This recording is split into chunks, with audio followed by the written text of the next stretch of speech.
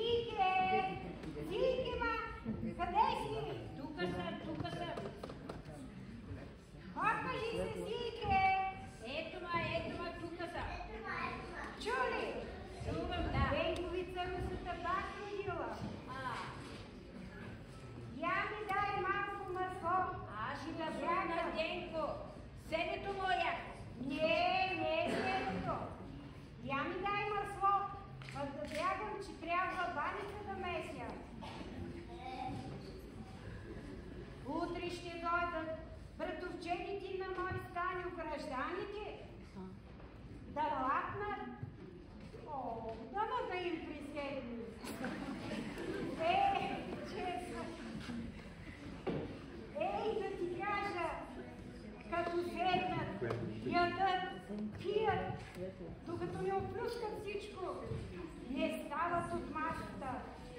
И все повтарят: че е вкусно у вас всичко и всичко е сладко, защото ето, миналата година пак преди празниците дойдоха и като са почна едно ядене, пили, нищо не подбират, ядат, пият и повтарят: всичко е вкусно у вас.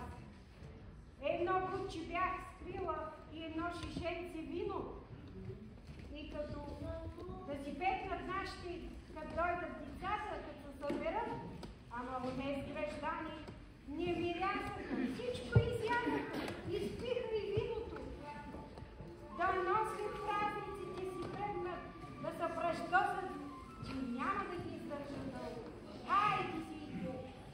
да си вървя.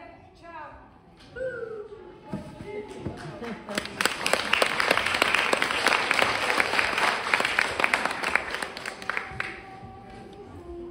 Както във всяко село, така и у наше, за всеца има колкото щеш. Младите потъмно се лудуват и палуват, старите по пейките и кафенетата мърморят, политиката тълкуват, па и младите удумват. Ама има 3 клюкарки, по една от 3 махали, дежурната информация на селото, фейса на района, клюкарки първа категория, събития не пропускате, всичко виждат, всичко чуват, всичко знаят.